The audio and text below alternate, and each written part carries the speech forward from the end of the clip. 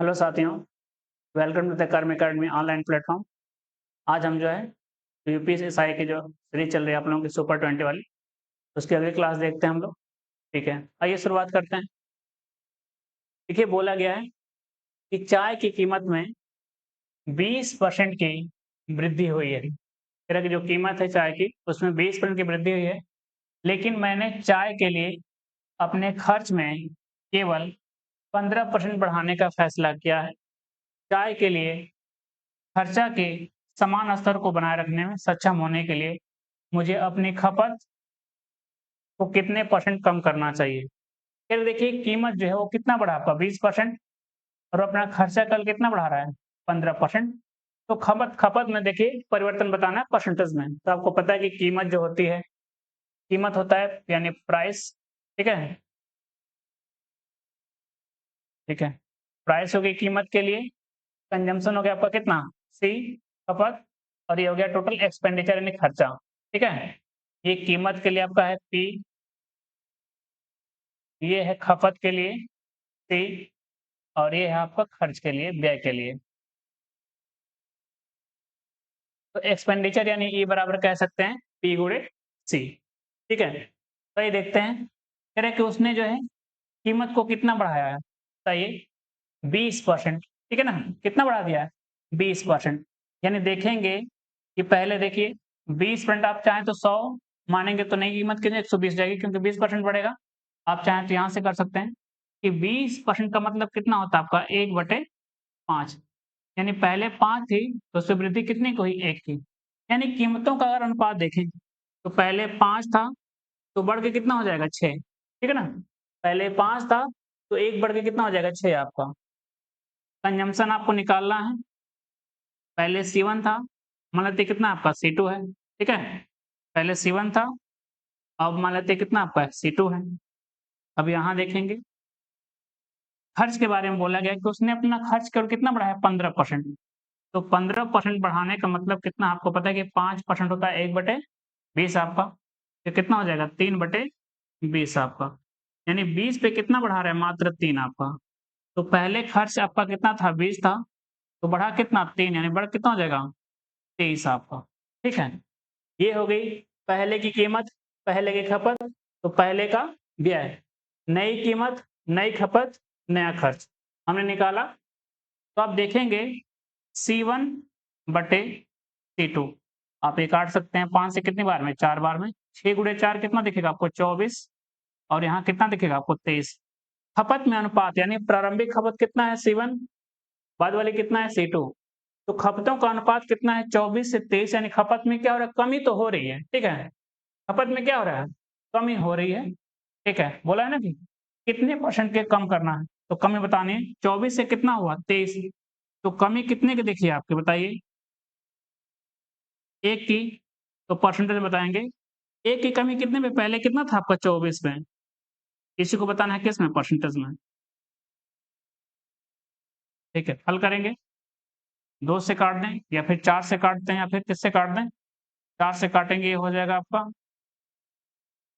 25 बार में, 4 से काटेंगे 6 बार में, 6 से काटेंगे 4 बार में। 4 सही 1/6%, 4 सही 1/6%।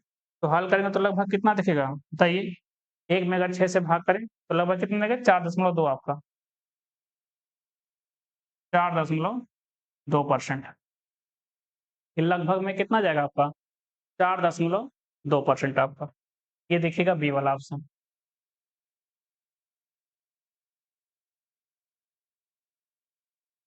अगला सवाल करते हैं हम लोग।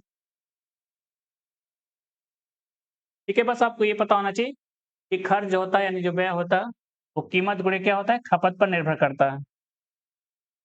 अगला सा करते हैं हम लोग, कह रहे हैं कि वह छोटी से छोटी संख्या ज्ञात कीजिए जिसे 2983 में से घटाने पर प्राप्त संख्या को 9, 10 और 15 से विभाजित करने पर प्रत्येक स्थिति में शेषफल क्या है 3 बचता है। ठीक है, कह रहे कि वह छोटी से छोटी संख्या ज्ञात कीजिए जिसे कितने में से घटाने पर प्राप्त संख्या को, ठीक है, 9, 10 और 15 से विभाजित करने पर शेषफल क्या हो, हर स्थिति में 3 बचता हो। तो सबसे पहले तो हम वो संख्या निकालेंगे, ठीक है। सबसे पहले वो संख्या निकालेंगे कि कौन सी संख्या है जो 9, 10 और 15 से अगर भाग लगाएं तो शेषफल कितना छोड़े, 3, ठीक है। तो संख्या निकालेंगे सबसे पहले, जो इन सभी से क्या हो, विभाजित करने पर शेषफल 3 छोड़े, यानी हमको एलसीएम लेना पड़ेगा किसका किसका, 9 का, 10 का और 15 का, और उन्हें के एलसीएम में कितना जोड़िए, जो रिमाइंडर आपका है हर जगह रहा, शेषफल कितना, 3।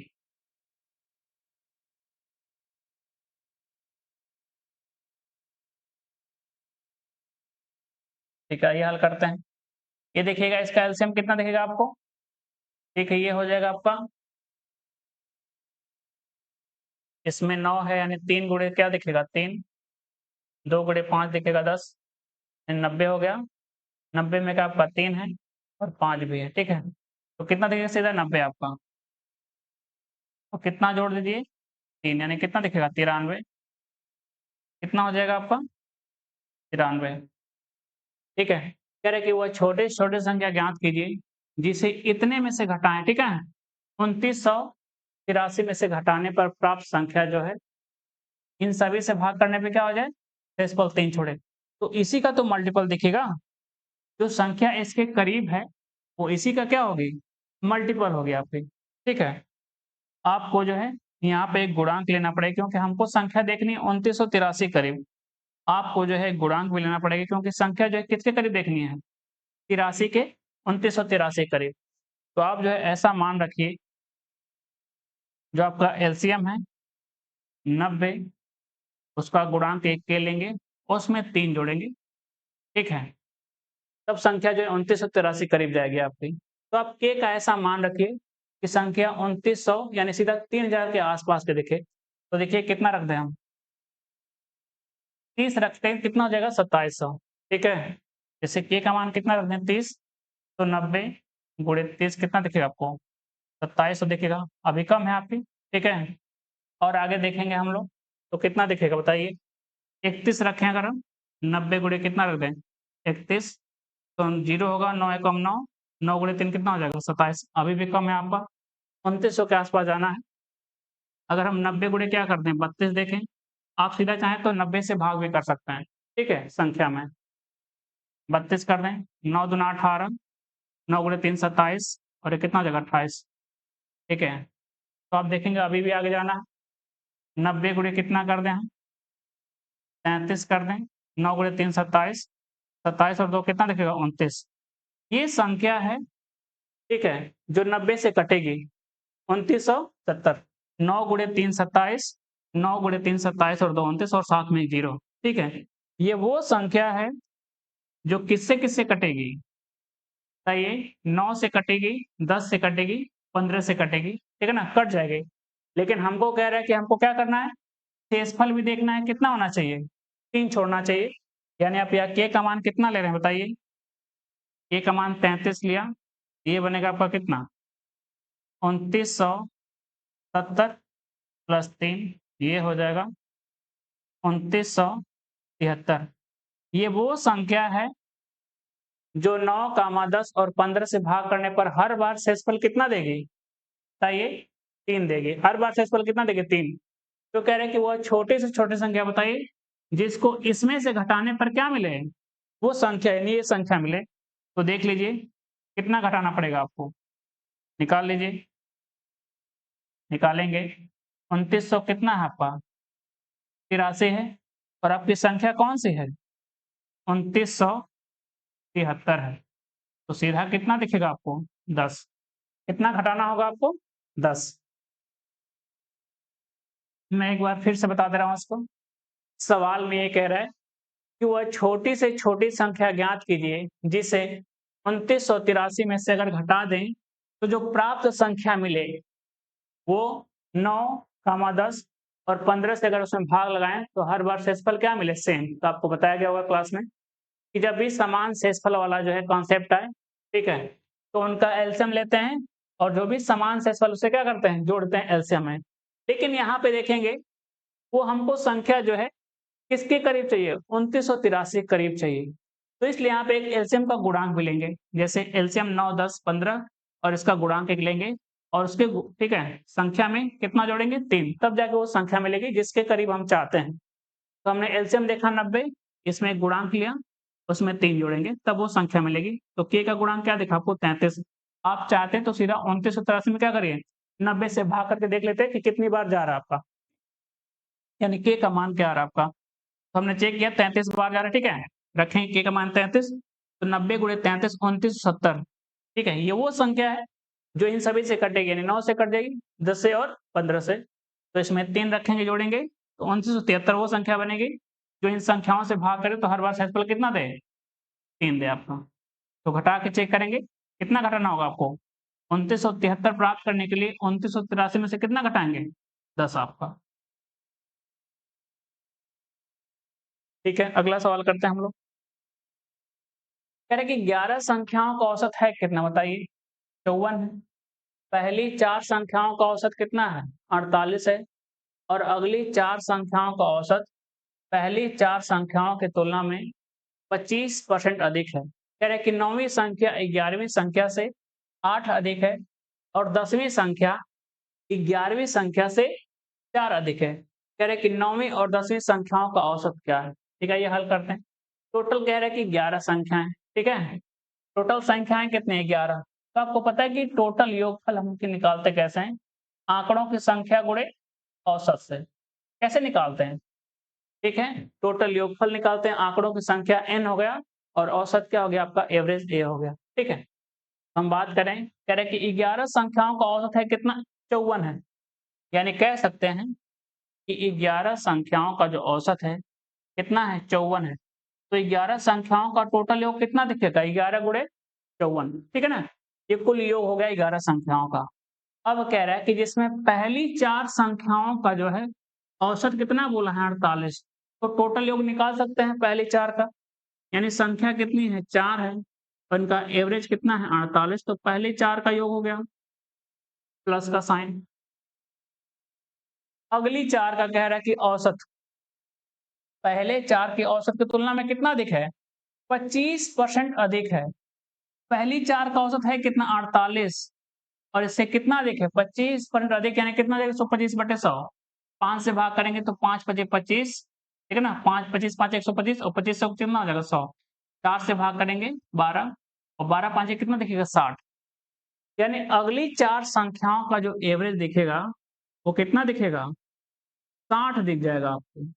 ठीक है, फिर से बताते हैं, कह रहे हैं कि पहली 4 का तो एवरेज दिया 48, यानी एवरेज गुणे, ठीक है, नंबर्स आपका, यानी 4 संख्या एवरेज 48, तो टोटल योगफल हो गया पहली 4 का। अब कह रहे हैं कि अगली 4 संख्याओं का औसत पहली 4 संख्याओं की तुलना में कितना अधिक है 25% अधिक है। तो पहली है कितना बताइए, पहली 4 का औसत 48 है, 125% हो जाएगा बटे 100, क्योंकि 25% ज्यादा है ना, तो 25 से काटेंगे 5 बार में, 4 बार में, 4 से 12, 12 5 60 आपको। ठीक है, अब कह रहा है सवाल में 8 संख्या हो गई, टोटल 11 है, 4 संख्या हमने ली, 4 संख्या टोटल कितनी होगी 8 संख्या।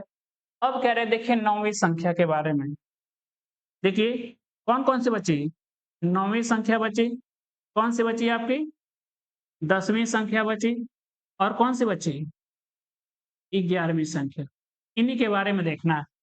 8 संख्या है, 9वीं 10वीं 11वीं, 3 संख्या और बची। कह रहे कि 9वीं संख्या 11वीं संख्या से 8 अधिक है, ठीक है, 9वीं संख्या 11वीं संख्या से 8 अधिक है और 10वीं संख्या 11वीं से कितना है 4 अधिक है।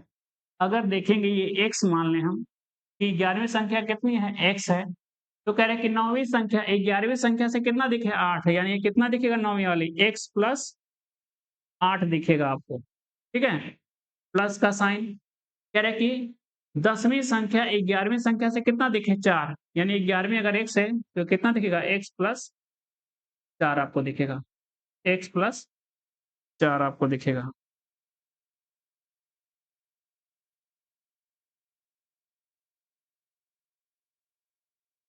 आइए इसी को हल करते हैं।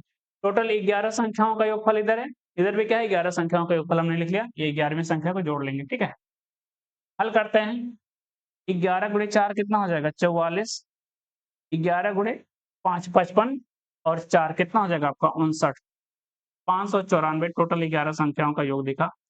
इधर 48 का 4 गुना, 4 बटे 32, 16 और 3 19 प्लस 4 छके 24, 240। हल करेंगे x plus x plus x कितना हो जाएगा 3x आपका, और प्लस 8 प्लस 4 कितना दिखेगा 12। इधर लेके आएंगे इसको, ये हो जाएगा 594 माइनस, ये जुड़ेंगे प्लस में दोनों जुड़ेगा, इधर आएगा तो माइनस में जाएगा, 2 जीरो हो जाएगा 2, 9 4 कितना हो जाएगा 13, 2 2 4। ये संख्या कितने हैं आपकी 12 यहाँ भी तो थी, ठीक है 12 यहाँ है, इसमें जोड़ लेते हैं तो 12 जोड़ेंगे कितना दिखेगा आपको, सही है 44 आपका, ये हो जाएगा 44 बराबर कितना था 3x। तो 3x का मान निकालेंगे, घटा लीजिए इसमें 0 5 1, तो x का मान क्या दिखा आपको 50।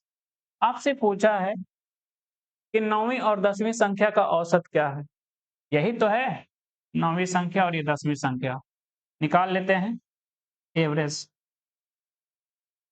9वीं का 10वीं का एवरेज निकालना, तो क्या करेंगे 2 से भाग करेंगे, तो आप देखेंगे x प्लस x दोनों को जोड़ेंगे 2x, 8 और 4 12, योगफल क्या हो गया 2x प्लस 12, तो आप देखेंगे आधा करेंगे तो x दिखेगा 2x का आधा, और 12 का आधा क्या दिखेगा 6, तो आप देख सकते हैं कितना है 50 x का मान, और 6 जोड़ेंगे कितना हो जाएगा आपका 56। ये एवरेज है 9वीं और 10वीं संख्या का।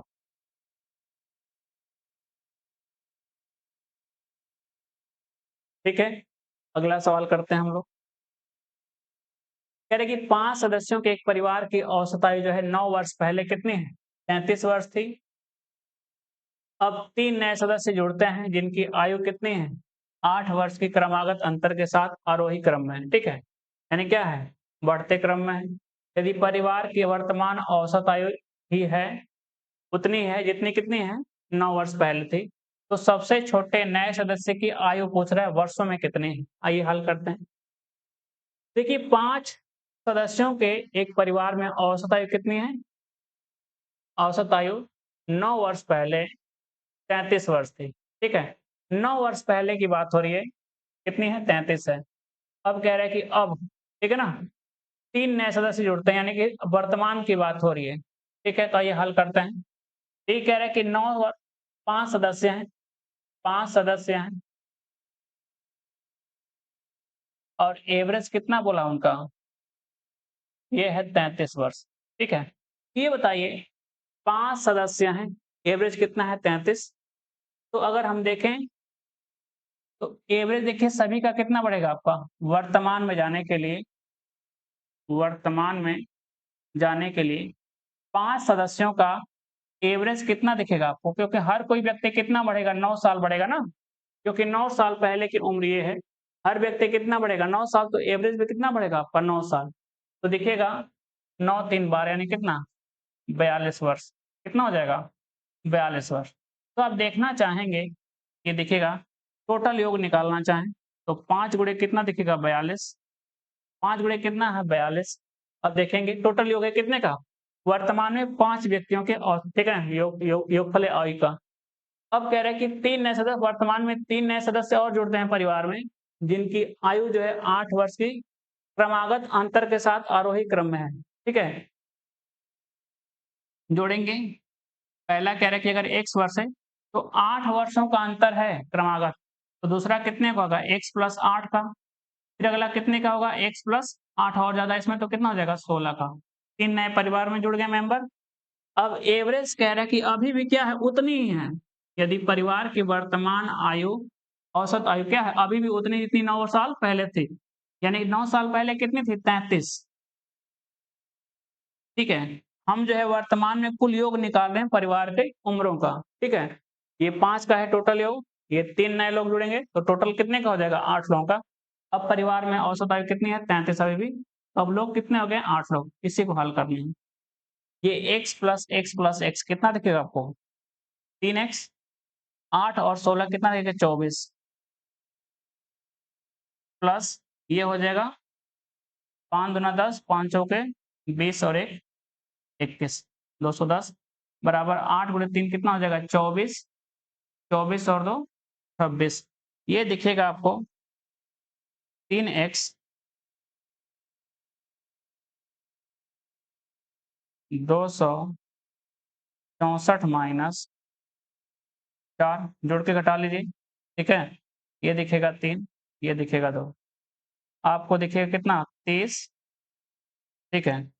3x का मान, तो x का मान क्या दिखा आपको 10 वर्ष, x का मान क्या दिख 10 वर्ष कह रहा है सवाल में। तो सबसे छोटे नए सदस्य की आयु क्या है, सबसे छोटा कौन सा दिखेगा आपको ये वाला, ठीक है। तो कितना दिखेगा आपको 10 वर्ष, कितना आया है 10 वर्ष आपका। फिर से बता दे रहे हैं 5 साल पहले बोला एक परिवार की औसत आयु कितनी है 9 वर्ष पहले, 5 वर्ष सदस्यों के एक परिवार की औसत आयु कह रहा है कि 9 साल पहले कितनी है 33 है, ठीक है। तो वर्तमान में उनकी औसत आयु क्या दिखेगी 9 बढ़ेगी, क्योंकि हर किसी कितना बढ़ेगा 9 साल, यानी अब जो है कितना दिखेगा 42 वर्ष औसत दिखेगा कितने का 5 सदस्यों की औसत आयु 42 है, तो टोटल योगफल कितना दिखेगा इनका 42 बड़े 5। अब कह रहे हैं कि वर्तमान में 3 सदस्य और जुड़ते हैं जो जिनमें 8 वर्षों के क्रमिक अंतर है, यानी पहला अगर x का है दूसरा कितने का x प्लस 8 का होगा, तीसरा कितने का होगा x प्लस 16 का, क्योंकि 8 वर्ष का अंतर है इसमें। ये 8 वर्ष ये भी बड़ा है आपका, ये इससे कितना बड़ा है आपका 8 वर्ष अंतर है। टोटल देखें कितने हो गए आपके 5 यहाँ 3 यहाँ 8, अभी भी कह रहे हैं कि औसत कितनी है जितनी 9 वर्ष पहले थी, यानी कितना 33 गुणे 8, इसी को हल करना है केवल। अगला सवाल करेंगे हम लोग। एक दुकानदार ने 2 वस्तुएं बेची, पहली वस्तु का विक्रय मूल्य दूसरी वस्तु के क्रय मूल्य के बराबर है।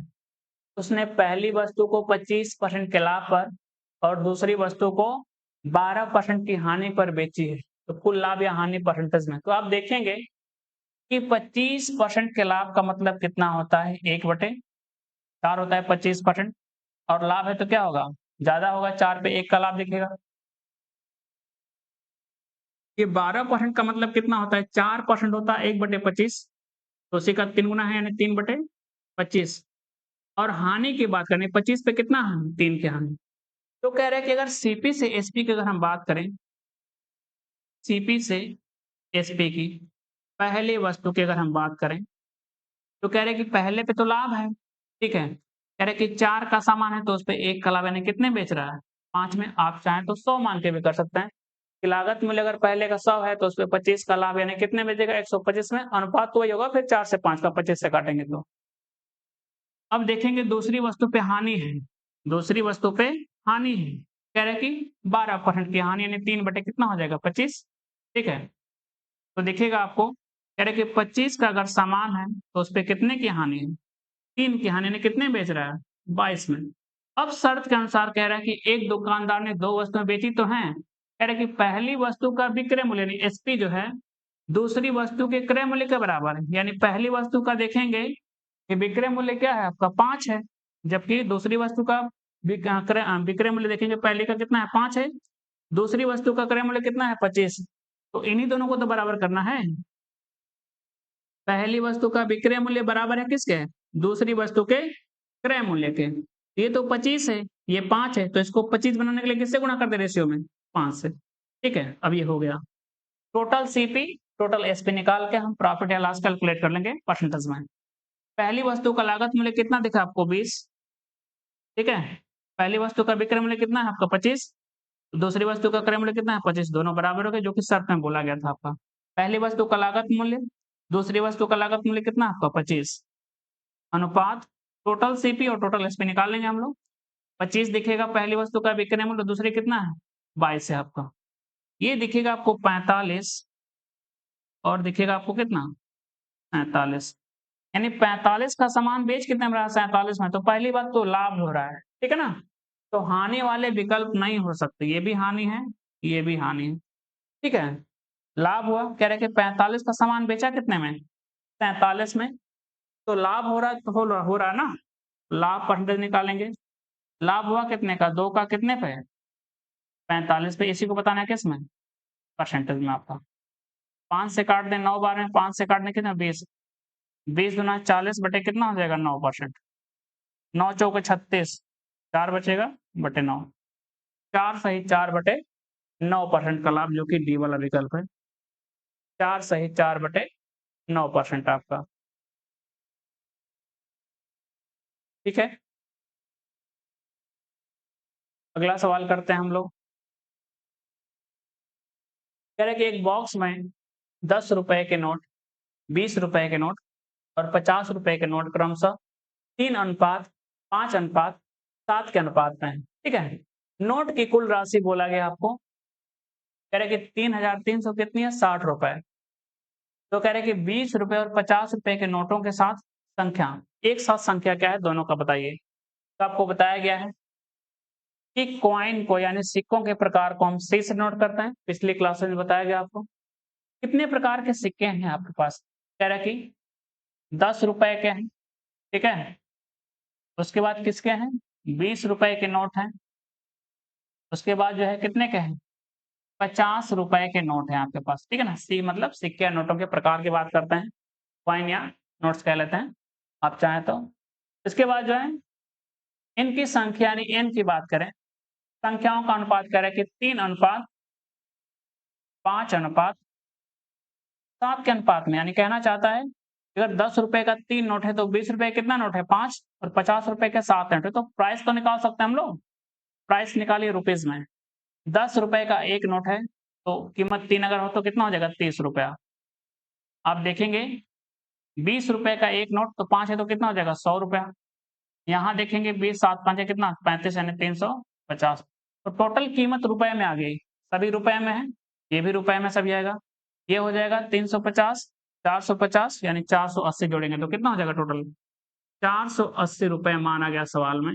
और सवाल में कह रहा है कि है कितना 3,360 रुपए है। रुपए से क्या हो गया रुपए कटेगा, एक जीरो से एक जीरो, ठीक है। अब ये हो जाएगा 8 7 वाटे 56 7 चौक 28, 48 से कितनी बार में एक का मान दिखेगा 7 बार में, 7 वाटे 56 7 चौक 28 5 33, एक का मान सवाल में 7 आ गया। ठीक है, कॉइन के बारे में दिया गया था, यानी सिक्कों के प्रकार या नोटों के प्रकार कह सकते हैं। ये संख्या है, तो प्रकार में अगर संख्या से गुणा करें तो आपकी कीमत आ जाती है। ठीक है, कीमत टोटल कह रहा है कि कितना है 480 रुपए, जबकि सवाल में कह रहा है कि 3,360 रुपया। हल करेंगे तो एक का मान 7 दिखेगा। हमें कह रहे हैं कि 20 रुपए और 50 रुपए के नोटों की संख्या कितनी है। संख्या की बात करेंगे, यहाँ एन यहाँ भी एन। 7 और 5 कितना है आपका 12 है, और एक का मान सवाल में कितना है 7, तो 12 7 कितना दिखेगा 84। ठीक है, 20 रुपए और 50 रुपए के सिक्कों का अनुपात क्या है 5 और 7 का अनुपात में, यानी कितना है 12, और सवाल में एक का मान कितना है 7, यानी 12 7 84 आपका। अंतर पूछता तो 2 और 2 का मान कितना होता 7 गुना 14। अगला सवाल करेंगे हम लोग। कह रहे कि ए कामा बी और सी ने व्यापार अवधि के अंत में 3 अनुपात 4 अनुपात 8 के अनुपात में पूंजी निवेश की। ठीक है, कह रहे कि ए कामा बी और सी ने व्यापार अवधि के अंत में 3,4 अनुपात 8 के अनुपात में पूंजी निवेश की। उन्होंने 2 अनुपात 3 अनुपात 5 के अनुपात में लाभ प्राप्त किया। उनके निवेशित समय का अनुपात क्या है। तो आपको बताया गया था जो कुल निवेश होता है इसी को क्या कहते हैं, इसी में आपका लाभ भी बढ़ता है, और ये निर्भर करता है किस पे, पूंजी गुणे समय पे। ठीक है, आपको देखिए कह रहे हैं कि ये पूंजी का अनुपात दिया है, ठीक है, और कह रहे कि उनके लाभ का अनुपात ये है, और समय का पूछ लिया तो आपके ये बोला गया है। तो समय की अगर हम बात करें तो जो समय होता है आपका वो निर्भर करता है कुल निवेश या लाभ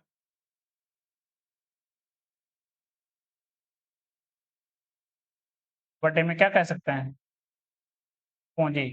ठीक है, इसके अनुपात में। तो हमें देखिए समय का अनुपात निकालना है एबीसी का। एबीसी का जो है टाइम का रेशियो चाहिए, तो इनके पूंजी में यानी इनके लाभ में कह सकते हैं किससे भाग करिए पूंजी से। समय का अनुपात निकालने के लिए उनके लाभ में उनकी पूंजी से भाग करें। तो ए का देखेंगे लाभ है कितना, कह रहा है कि बताइए कितना है इसका, उनकी पूंजी में अनुपात है और ये लाभ है 2:3:5, यानी ए के लिए कह रहा है कि 2 का लाभ है, तो 3 के लिए कितना है आपका, बी के लिए कितना है 3 और सी के लिए कितना है 5, तो इसी में भाग करना है, ठीक है ना। ये लाभ हो गया और नीचे पूंजी से भाग करेंगे।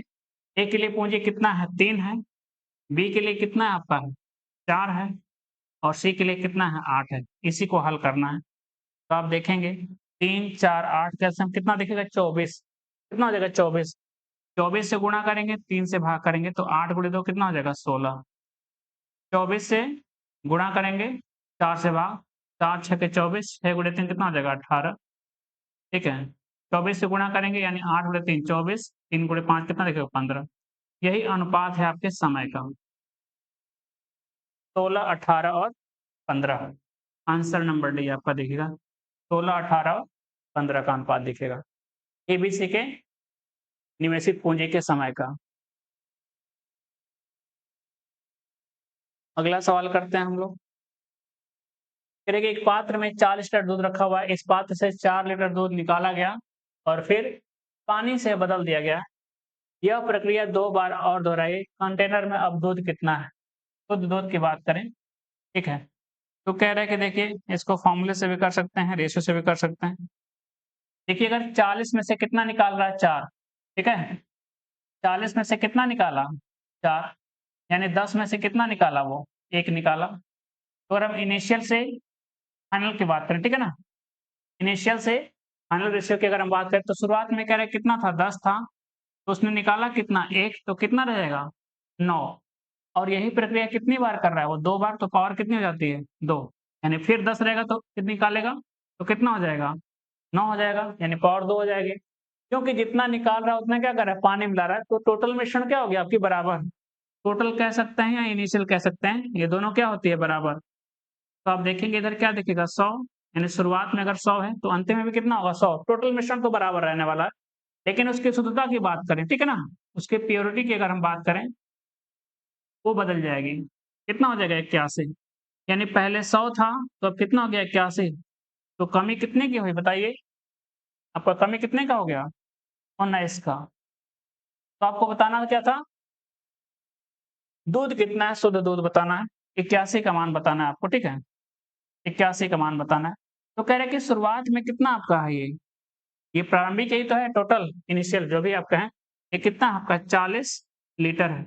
तो 100 को 40 बनाने के लिए किससे गुणा करना पड़ेगा 0.4 से, तो इसको भी किससे गुणा करेंगे 0.4 से, 4 कम 4, 4 बटे 32, 0.1 स्थान पे कितना हो जाएगा 32.4 लीटर, नहीं है क्या इसमें 40 सही तो है आपका, दोहराई गई है। देखिए 2 बार बोल दिया है, ठीक है ना, कह रहा है कि एक बार तो निकाला और यहाँ पे देखिए प्रक्रिया 2 बार और बोला है, 2 बार और, यानी टोटल कितनी बार 3 बार होना चाहिए, ठीक है, टोटल कितनी बार होना चाहिए 3 बार होना चाहिए। तो पावर कितनी होनी चाहिए 3 आपकी, हमने 2 रखी हुई है, ठीक है, टोटल जो है 3 बार होना चाहिए आपका।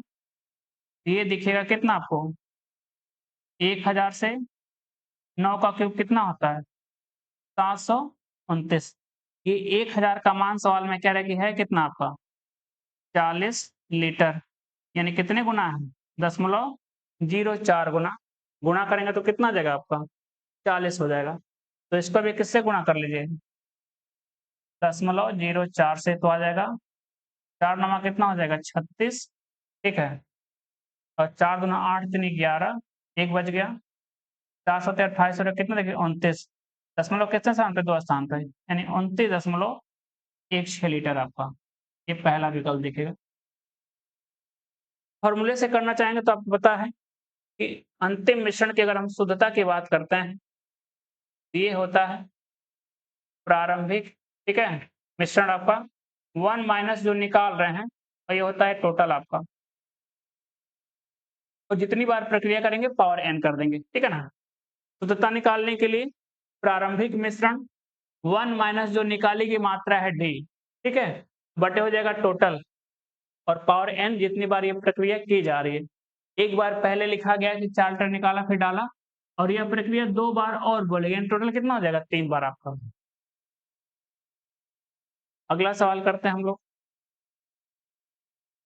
एक परीक्षा जिसमें पूर्णांक था कितना 500, ए को बी की तुलना में 25% अधिक अंक प्राप्त हुआ, बी को सी की तुलना में 60% अधिक अंक प्राप्त हुए और सी को डी की तुलना में 20% कम अंक प्राप्त हुए। यदि ए को 80% अंक मिले हों तो डी को कितने परसेंट अंक मिले। देखिए 4 व्यक्ति हैं, ए है, बी है, सी है, डी है। देखिए ए और बी की तुलना में कह रहे हैं कि ए को बी की तुलना में 25% ज्यादा मिला है, और 25% का मतलब कितना होता है 1/4, यानी ए को मिला है बी की तुलना में, अगर बी 4 है आपका, ये एक ज्यादा ने कितना है आपका 5 है, यानी ए और बी के प्राप्तांकों के अनुपात कितने हैं 5 और 4 है। यहाँ पे कह रहे हैं कि बी को सी की तुलना में 60% अधिक मिला है, बी को सी की तुलना में, तो 60% का मतलब कितना होता है 3/5 आपका, 3/5 आपका, 3/5 यानी ज्यादा है, 5 है तो उससे कितना ज्यादा है 3। बी जो है सी की तुलना में ज्यादा है, तो बी कह रहा है कितना आपका है, सी अगर कह रहा है कि 5 है तो बी उससे 3 ज्यादा नहीं, कितना दिखेगा 8 दिखेगा। ये हो जाएगा बी और सी का रेशियो, बी और सी का रेशियो। अब कह रहा है कि सी को डी की तुलना में 20% कम मिलता है, तो 20% का मतलब होता है कितना बताइए 1/5, कमी की बात है, एक कम है किस पे 5 पे। सी को डी की तुलना में कम मिल रहा है, यानी डी अगर कितना है 5 है तो एक कम मिल रहा है किसको सी को, यानी कितना मिलेगा 4 मिलेगा। इसी को कंबाइन कर लेते हैं, तो आपको पता है कि भरने वाला मेथड, ठीक है, उसी से भर लेते हैं इसको। देखिए इसके बाद खाली है, ठीक है, 4 है आखिरी में, तो 4 भरेंगे यहाँ पे। इसके बाद देखेंगे 5 आपका, यहाँ 5 आएगा, इसके पहले एक जगह खाली है तो कितना दिखेगा 8, इसके पहले भरना तो यहाँ कितना है 4, तो यहाँ भी 4 भरेंगे, यहाँ भी 4 भरेंगे, ठीक है।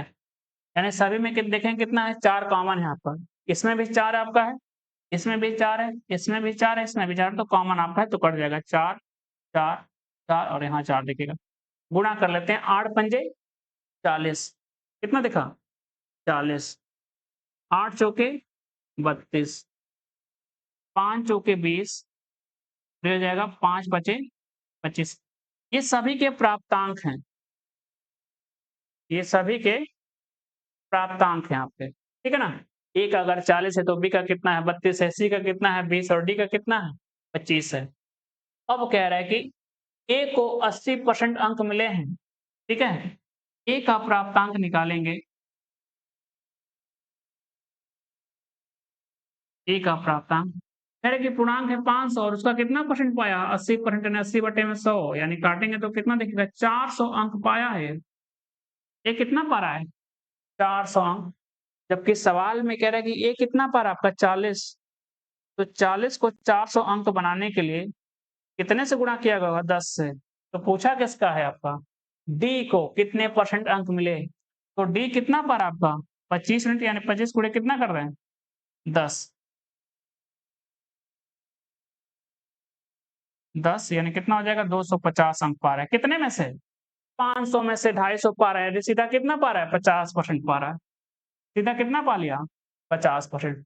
टोटल पूर्णांक क्या है 500 है, तो पाया कितना 250, तो डी के प्राप्तांक परसेंटेज सीधा कितना हो जाएगा 50%। पाया है 250 कितने में से 500 में से गुणे 100%, 250 से काटेंगे 2 बार में, 2 से 100 काटेंगे कितने बार में आपका 50%।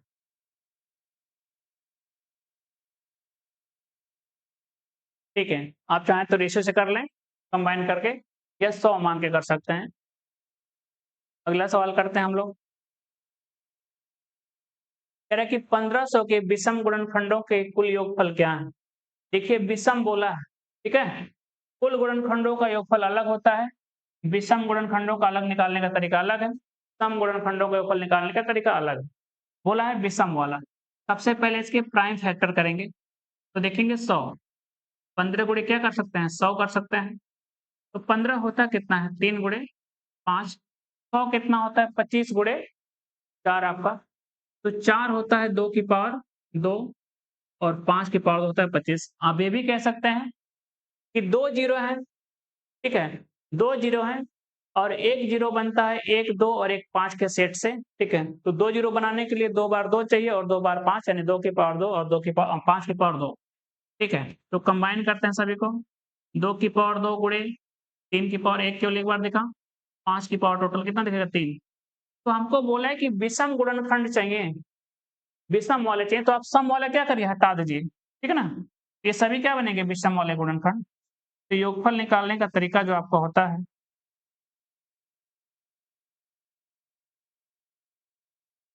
विषम गुणनखंडों का योगफल,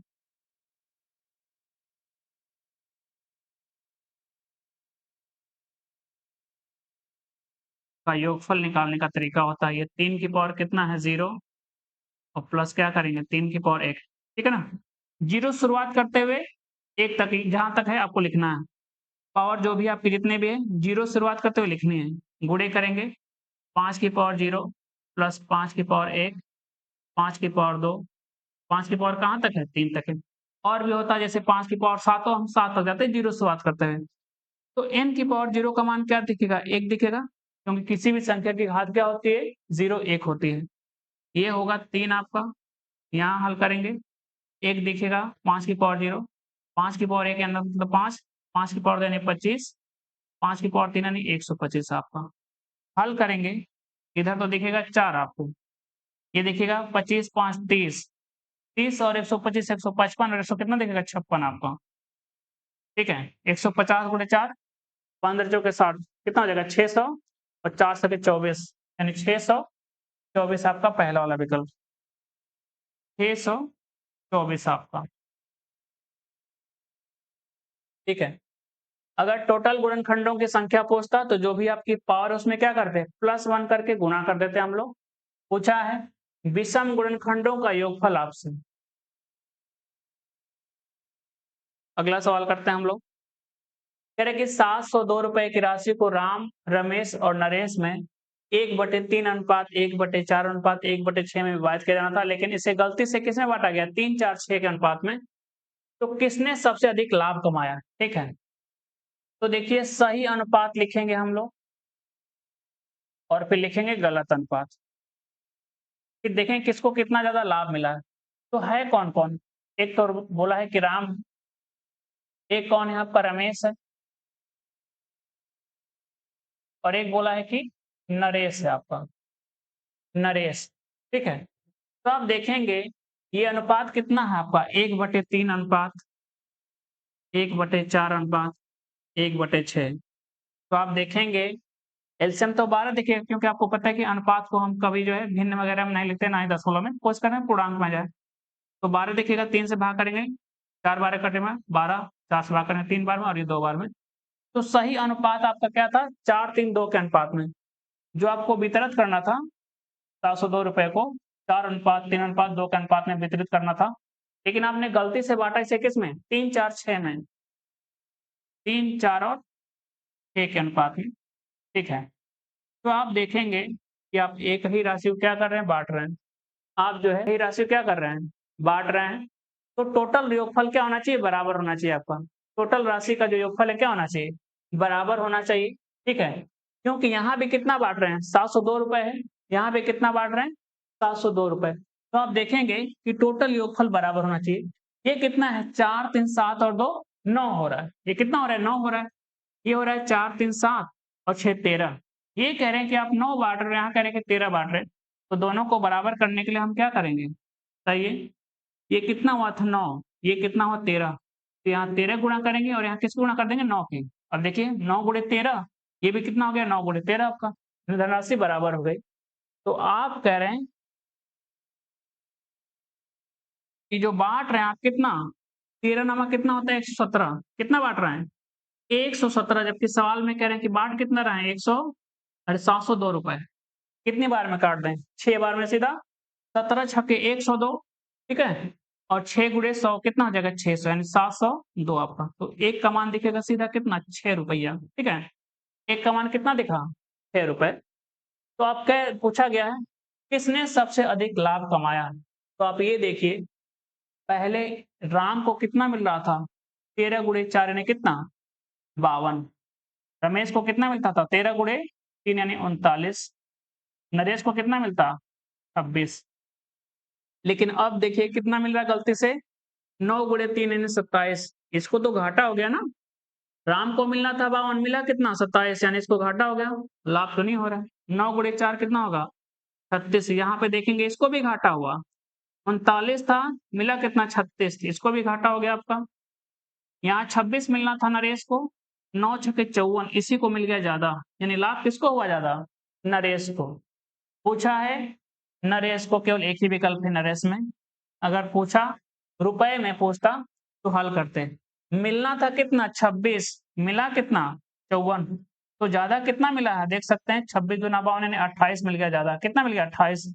और एक का मान सवाल में कितना है 6। तो 6 बटे कितना होगा 48, 4 बचा 6 दुना 12 और 4 16। 168 रुपए क्या हुआ ज्यादा मिला आपको। मिलना था कितना 26 नरेश को मिला कितना 54। तो कितने का गैप दिखा 28 ज्यादा मिला इसको। और एक का मान अभी आपने निकाला 6 रुपए, तो कितना हो गया 168 रुपए आपको।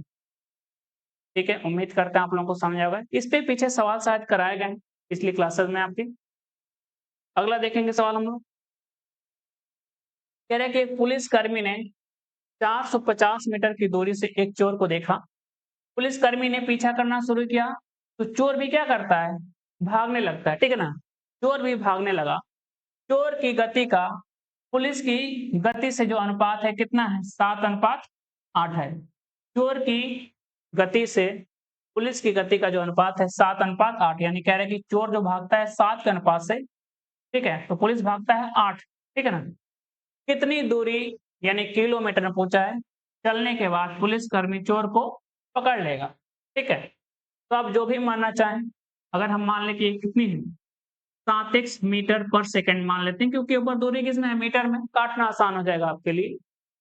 तो पुलिस की चाल कितना मान लेते हैं कि 8 मीटर पर सेकंड, 8x कर लेते हैं, ठीक है, 8x मीटर पर सेकंड, ठीक है। तो आप ये देखिए कि दोनों की दिशा जब ये भागेगा, जैसे कह दे कि यहाँ पे पुलिस है और इधर क्या है चोर है आपका, ठीक है, ये पुलिस है चोर है। तो देखिए जब पुलिस ने इसको देखा तो बीच का गैप कितना था आपका 450। अब जब देखिए पुलिस ने इसको पीछा करना शुरू किया तो ये भी भागा, इससे दूर भाग रहा है, ठीक है। तो कहीं दूर जाके पकड़ा जाएगा। तो पकड़ने में, ठीक है, पकड़े जाने में जो लगा समय होता है, पकड़े जाने में लगा समय, पकड़े जाने में लगा समय जो होता है आपका, ये होता है बीच की दूरी, यानी कितना है 450 बटे हो जाएगा, ठीक है। समय निकालते हैं तो दूरी बटे क्या है यानी बीच की दूरी, यानी गैप बटे होता है सापेक्षिक चाल। और सापेक्षिक चाल निर्भर करता है दिशाओं पे। तो आप देखेंगे दोनों तो एक ही दिशा में भाग रहे हैं ना, तो चाल क्या घटेगी आपकी, चाल क्या घटेगी, यानी चोर की चाल कम है तो 8x माइनस क्या दिखेगा 7x, अंतर कर लेंगे।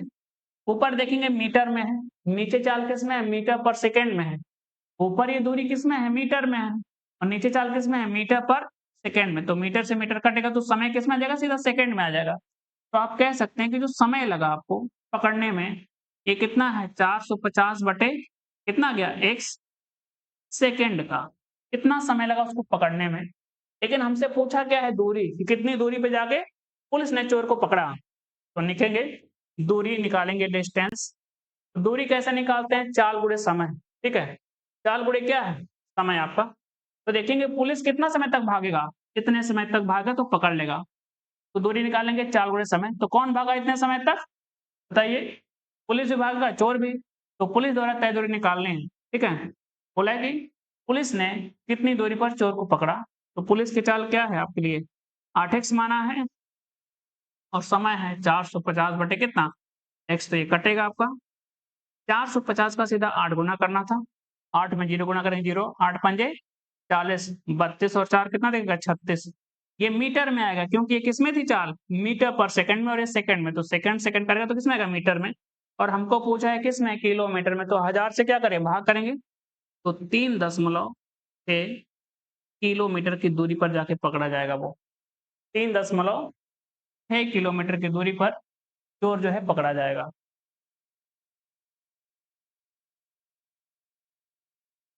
अगला सवाल करेंगे हम लोग। कह रहे कि कोई नाव जो है 45 मिनट में धारा के विपरीत 5 किलोमीटर, धारा के विपरीत कितनी आती है, 5 किलोमीटर, और धारा की दिशा में कितनी आती है, 7 सही 1/2 यानी 7.5 किलोमीटर जा सकती है, मात्र कितने समय में, 45 मिनट में। अब देखिए दूसरी शर्त ये कह रही है कि यह 25 मिनट में धारा की दिशा में कितना आती है, 5 किलोमीटर, और धारा के विपरीत कितना आती है, 2.5 किलोमीटर जा सकती है। तो कह रहे हैं कि धारा के विपरीत दिशा में 6 किलोमीटर जाने के लिए इसे कितना समय मिनट में लगेगा, ठीक है। तो आपको पता है कि धारा के विपरीत जाना है, यानी इसकी चाल क्या मान लेते हैं, अप स्ट्रीम। धारा के विपरीत चाल को हम क्या मान लेते हैं, अप स्ट्रीम, और धारा की दिशा का चाल को हम क्या मानते हैं, डाउन स्ट्रीम, ठीक है ना, डी से डिनोट कर लेते हैं।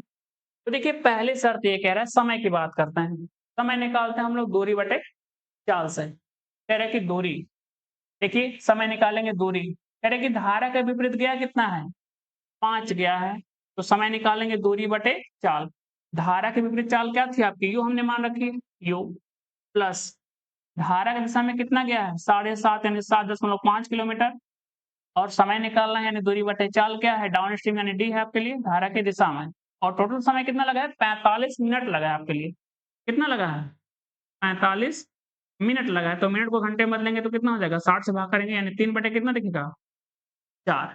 तो ये दिखेगा 3 बटे आपको 4, ये पहली शर्त है आपकी, ठीक है। ये पहली कंडीशन के हिसाब से।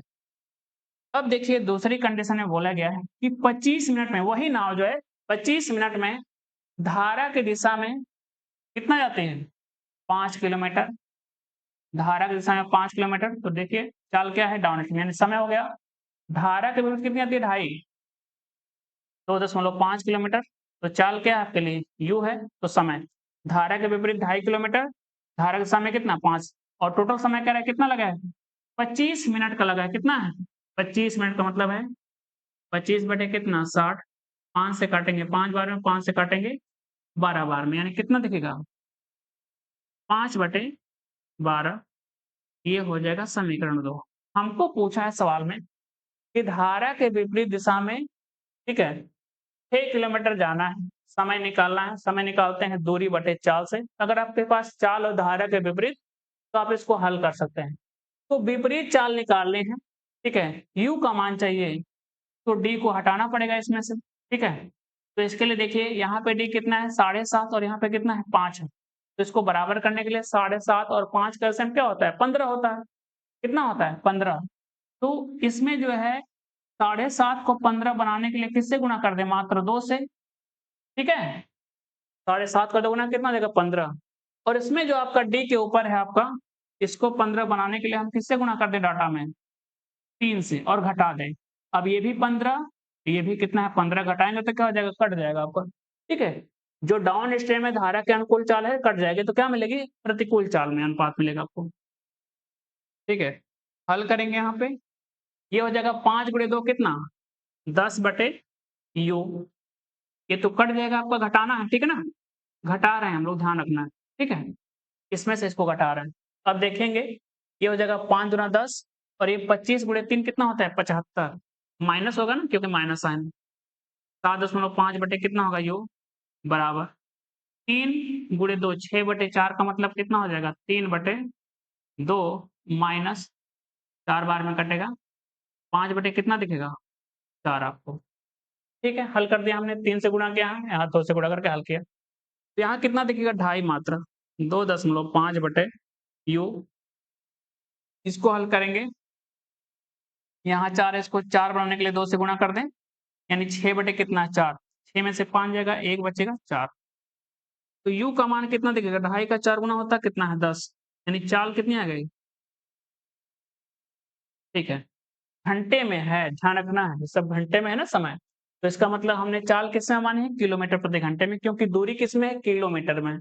ठीक है, तो आ गया u यानी प्रतिकूल चाल कितना आपका 10 किलोमीटर प्रति घंटा। और पूछा क्या है आपसे,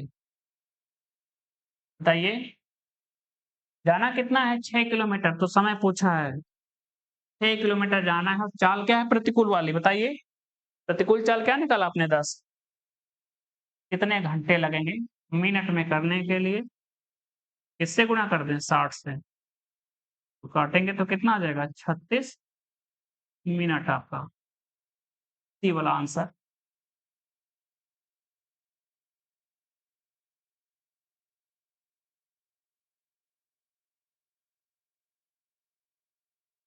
अगला सवाल करते हैं हम लोग। कह रहे कि 5 पुरुष और 6 महिलाएं 6 दिन में 10,500 रुपए कमाती हैं। ठीक है, 8 पुरुष और 12 महिलाएं 8 दिन में 24,800 रुपए कमा सकते हैं। कह रहे कि 7 पुरुष और 10 महिलाएं कितने दिन में 26,500 रुपए कमा सकते हैं? और ये 4 विकल्प आपको दिए गए हैं। ठीक है, तो ये देखते हैं। सबसे पहले बोला है कि 5 पुरुष को हम लोग मेल से डिनोट करते हैं। ठीक है, एम कह दें, और महिलाओं को कह दें फीमेल, यानी एफ कह दें। ठीक, बच्चे हैं नहीं, ठीक है, मेल और फीमेल कर लेते हैं।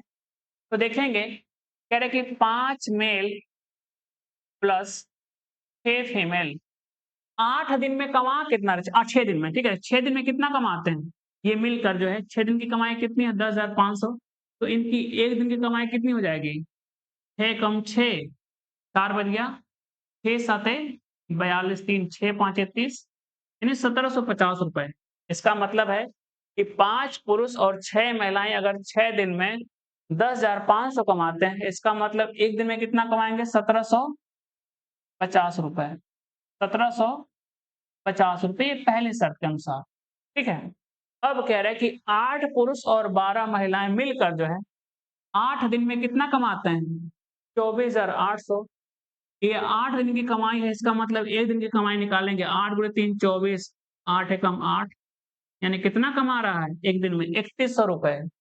8 पुरुष और 12 महिलाएं जो है मिलकर 1 दिन में कमाते हैं, 8 मेल प्लस 12 फीमेल, ये मिलकर कमाते हैं 3100 रुपया 1 दिन में। ठीक है, दूसरी शर्त के अनुसार पूछा है 7 पुरुष और 10 महिलाएं कितने रुपए कितने दिन में कमा लेंगे। हल करते हैं। आइए देखिए, अगर हमें 1 पुरुष और 1 महिला का मिल जाए, 1 पुरुष और 1 महिला की जो है मजदूरी मिल जाए 1 दिन की, तो आप हल करके निकाल सकते हैं इसको। तो आप देखिए, हल करने के लिए यहाँ कितना है आपका? बताइए, 6 मेल है यहाँ, 6 फीमेल है यहाँ, कितना है? 12 है आपका। तो बताइए 6 को 12 बनाने के लिए किससे गुणा कर दें? 2 से, और घटा लें। कितना कर रहे हैं? घटा लें इसको। तो 5 दूना कितना हो जाएगा? 10 मेल। ये घटाएँगे तो कट जाएगा ना आपका, घटा रहे हैं तो ये कट जाएगा आपका। 12 फीमेल, यहाँ भी 12 फीमेल, तो कटेगा ये प्लस में माइनस में। ये 1750 का दोगुना कितना हो जाएगा? 3500, और यहाँ घटाएँगे कितना? 3100। तो देखिएगा 10 मेल 10 पुरुषों की कमाई दिखेगी 1 दिन कितनी? 400 रुपए। कितना दिख जाएगा? 400, यानी 1 का मान कितना हो जाएगा आपके लिए? 1 मेल कमा रहा है 40 रुपए। कितना कमा रहा है? 40 रुपए।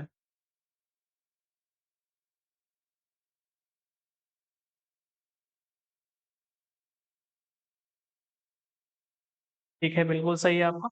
10 मेल हो जाएगा, 5 दूना 10। ठीक है, हमने यहाँ पे नहीं लिखा, क्या 8 मेल को नहीं घटाया क्या?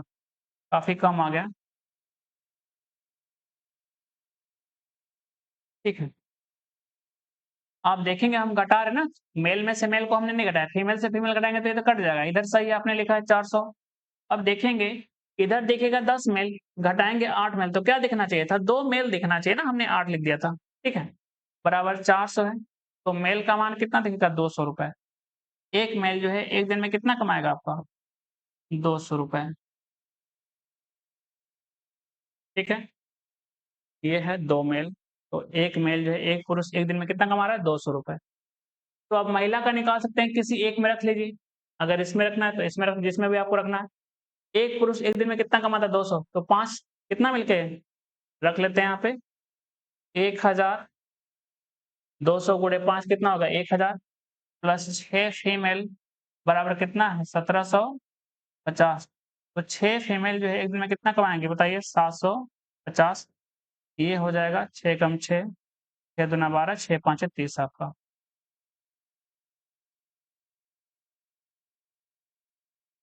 ठीक है, ये 6 कम 6, 6 दूना 12, 6 5 30, 125 रुपया जो है कमा रही। हमको पूछा है क्या? 8 पुरुष, 7 पुरुष और 10 महिलाएं एक दिन कमाई निकाली। 7 मेल प्लस 10 फीमेल एक दिन की कमाई निकालेंगे। एक दिन कमाई है कितनी? तो एक पुरुष एक दिन में कितना कमाता है बताइए? 200 रुपए। 7 गुणे 200। 10 महिलाएं हैं और एक महिला एक दिन में 125 जीरो। तो कितना हो जाएगा एक दिन की कमाई आपका? ये देखिएगा 1400, 1200। 14 12 कितना हो जाएगा? 26, 2650 रुपए। ये एक दिन की कमाई है। तो आपको कमाना कितना है? 26,500। कितने गुना दिखा? 10 गुना। इसलिए लिखेंगे 26,500 कमाने के लिए कितना दिन लगेगा? 10 दिन। ये हो जाएगा बी वाला आंसर। 7 पुरुष और 10 महिला जो है एक दिन में कितना कमाते हैं? 2650। तो आपको कमाना कितना है? 26,500। तो कितने गुना है अमाउंट? 10 गुना। तो समय भी कितना हो जाएगा? 10 गुना आपको।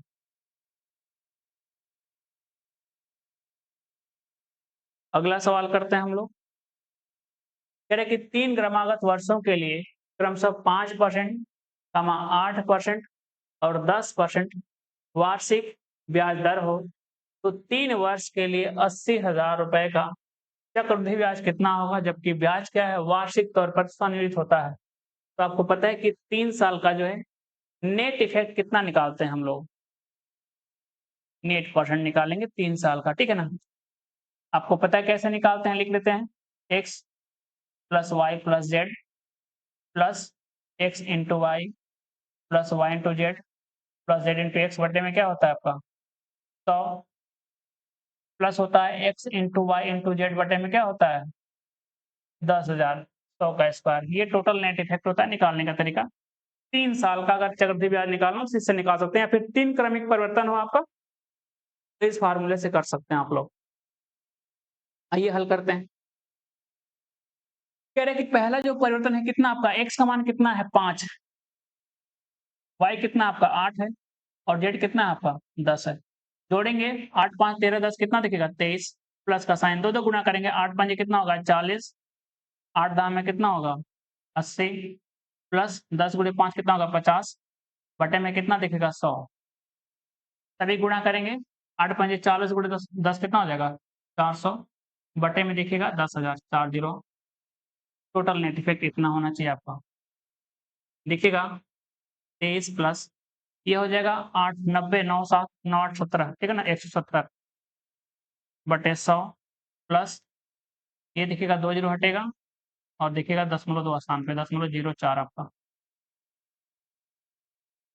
यहाँ से काटेंगे तो देखिएगा 23 प्लस 1.7 प्लस 0.04। टोटल ये नेट इफेक्ट दिख जाएगा। जोड़ लेते हैं। 23 1 24.74 इतना आपको दिखेगा। 3 साल का ब्याज जो है इतना मिलेगा। आप देख सकते हैं कितना है? 20,500, 19,792, 20,000, 18,000। तो हम देखते हैं कि किसके पास जा रहा है ये।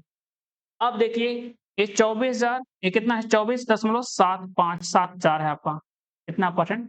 ये लगभग कितना है? 25% से कम है आपका। 25% निकालना है आसान, ठीक है?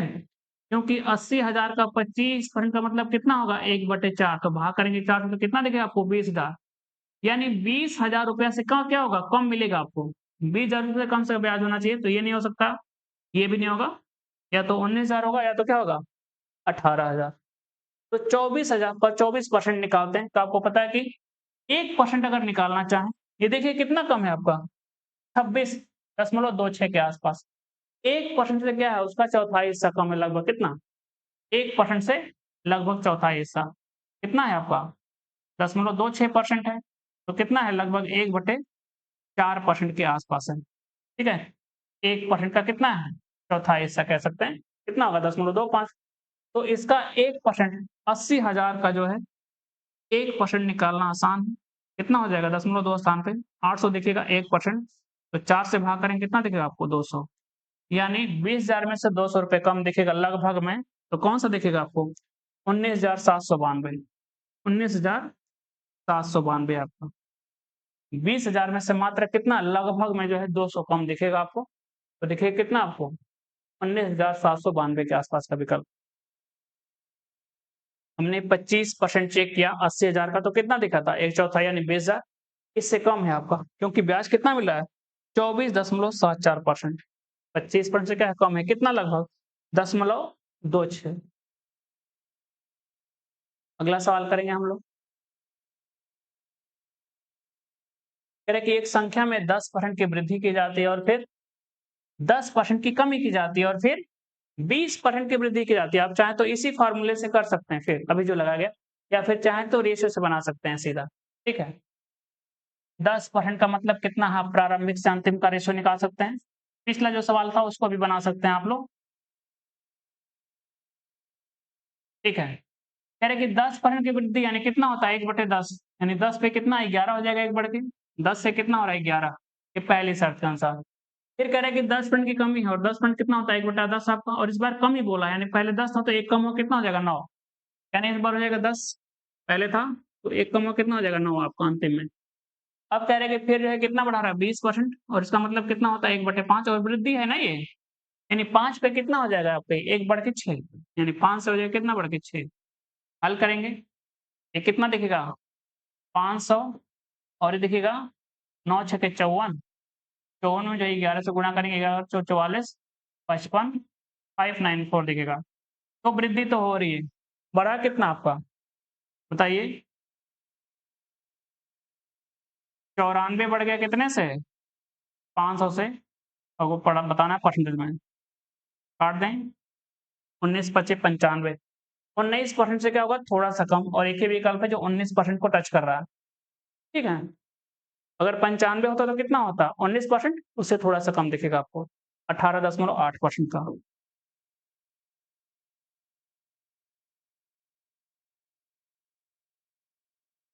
अगला सवाल करते हैं हम लोग।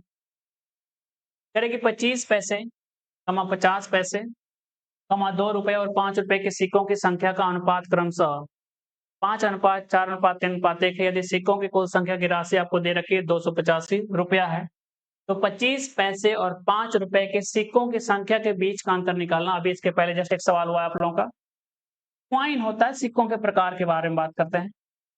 लिख लेते हैं 25 पैसे के सिक्के हैं यानी पी है, इसके बाद 50 पैसे के सिक्के हैं, ये भी पैसे में है, इसके बाद 2 रुपए के हैं, रुपए में है ये, उसके बाद 5 रुपए के सिक्के हैं, कुछ एक थैला है जिसमें इतने प्रकार के सिक्के रखेंगे। ठीक है, एक कॉइन के टाइप्स हैं यहाँ पे। आगे कह रहा है कि इनकी संख्या, नंबर्स के बारे में कह रहे हैं इनकी संख्या का अनुपात क्या है 5 4 3 1। ये कह रहे हैं कि अगर इनकी संख्या 5 है तो ये 4 है, ये कितना है 3, और ये कितना है आपका 1 है। तो आप इनका प्राइस तो निकाल सकते हैं, इनके प्राइस के रेशियो क्या होंगे 25 पैसा 5 सिक्के, 25 पंजे 125 यानी 125 पैसा है, तो रुपए में क्या करेंगे 100 से भाग करेंगे तो दिखेगा 1.25 रुपए आपका। अगर 25 पैसे के 5 सिक्के हों तो आपकी कीमत कितनी दिखेगी रुपए में 1.25। यहाँ देखेंगे 50 पैसे के अगर 4 सिक्के हों तो कितने रुपए है 2 रुपए आपके, 200 यानी कितना 2 रुपया। यहाँ देखेंगे 2 रुपए के 3 सिक्के तो 2 3 6 रुपया सीधा दिखेगा आपको 2 रुपया में ना पहले से ही। 5 रुपए का एक सिक्का तो कितना दिखेगा आपको 5 रुपया दिखेगा। टोटल देखेंगे कीमत कितनी बनेगी 2 6 8 5 13, ठीक है ना, 2 6 8 5 13, 14 दशमलव कितना हो जाएगा 25, ये दिखा 14.25 रुपया, और इसी का मान सवाल में कह रहा है कितना है 285 रुपया, 285 रुपया, रुपया से क्या हो गया रुपया खत्म हो गया। ठीक है, ये 14 का लगभग कितना है, अगर ये दशमलव होता है यहाँ पे तो 14 से कितनी बार में कटता 20 बार, 2 बार में, तो इसका मतलब ये कितनी बार में कटेगा 20 बार में। एक का मान कितना हो जाएगा 20, ठीक है ना, 14 से कितनी बार में कटेगा सीधा 20 बार में। ठीक है, यानी एक का मान 20 है, पूछा है 25 पैसे और 5 जो रुपए हैं उनके सिक्कों के बीच का अंतर, तो देखेंगे 25 ये है और कौन सा पूछा है 5 रुपये वाला ये है। तो इन दोनों का अंतर कितना दिखा आपको बताइए? 4 और एक का मान सवाल में कितना है? 20 यानी कितने हैं? 80 कॉइन्स हैं आपके। कितने अंतर हैं? 80 कॉइन का।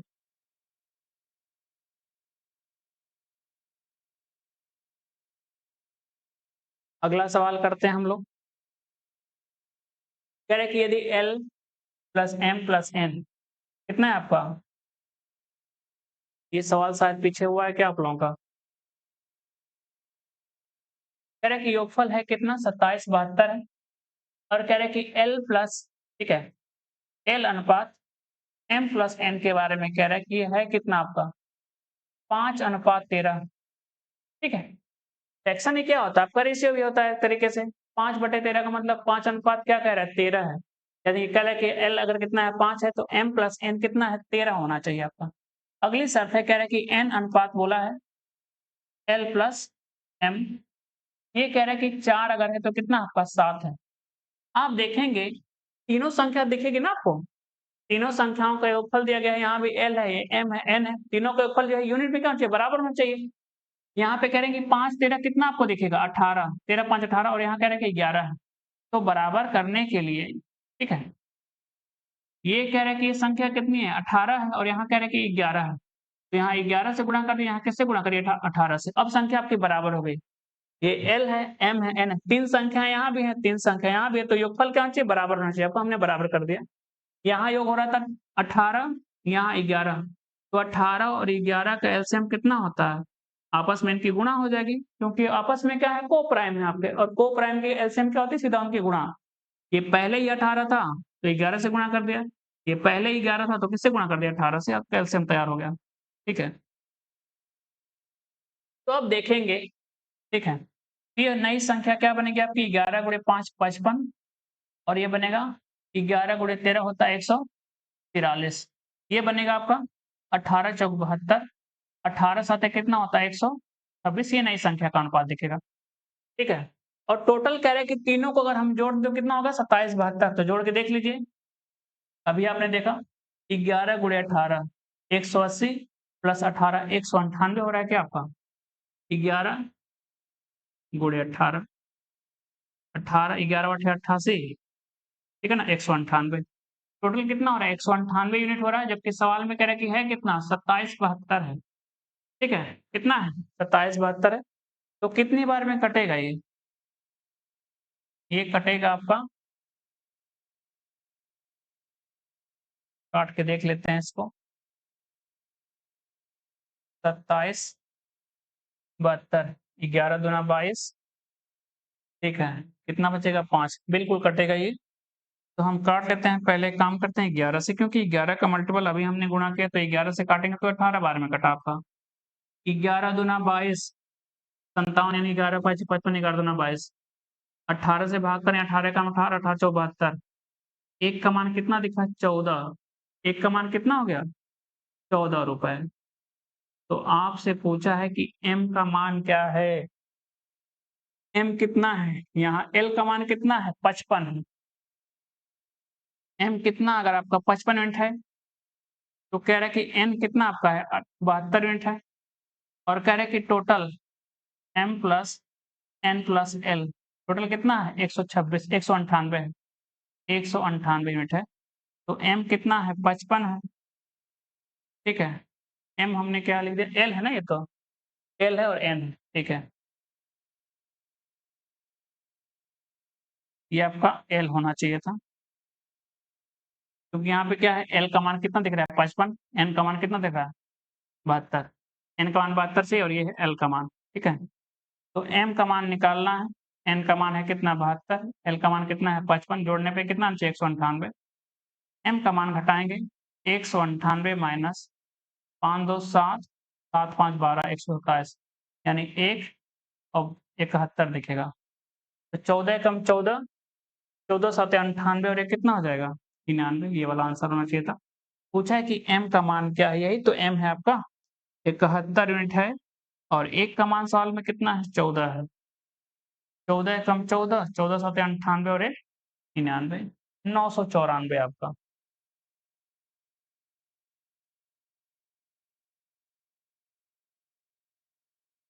अगला सवाल करते हैं हम लोग। कह रहे किसी खिलाड़ी का 15 पारियों का निश्चित औसत है, ठीक है ना। 16वीं पारी में 120 रन बनाता है, जिससे उसका औसत कितना होता है 6।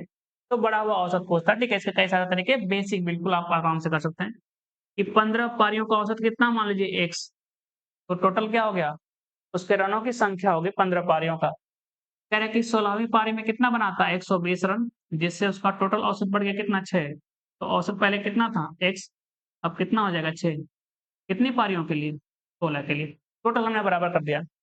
15 पारियों कुल रन, 16वीं पारी का रन, और ये 16 पारियों का कुल आपका रन हो जाएगा। टोटल बराबर कर देंगे, क्योंकि टोटल कैसे निकालते हैं, एवरेज गुणे नंबर से। एवरेज गुणे नंबर, टोटल 15 पारियों का, ये 16वीं पारी का। टोटल 16 पारियों का योगफल हो गया रनों की संख्या का, और ये क्या है 16 पारियों के रनों का संख्या हो गया आपका योगफल। हल करेंगे 15x, ठीक है ना। ये दिखेगा आपको कितना 15x, इसको हल करेंगे तो इसको हल करके कितना दिखेगा 16x। तो 15x और 16x का अंतर क्या दिखेगा आपको, मात्र x दिखेगा। यहाँ 120 है, 16 छक्के 96 है, ठीक है ना। ये 15x उधर गया, तो 16 छक्के 96 इधर रहेगा, यानी 120 माइनस कितना देगा 96, तो हो जाएगा कितना आपका 24।